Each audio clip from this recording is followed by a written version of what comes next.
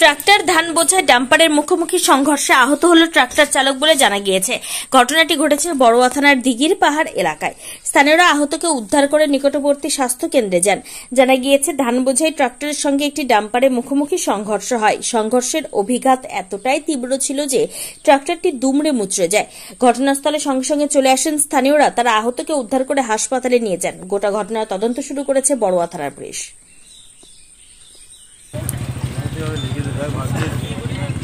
কারো কিছু হয়নি, এটাই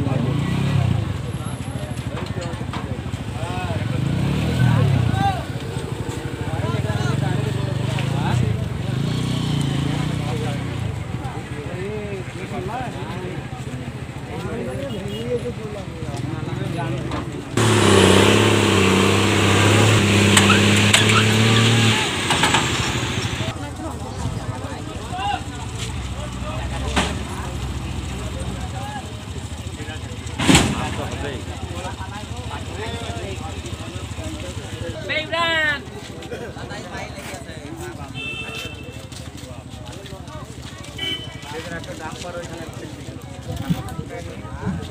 সকালবেলা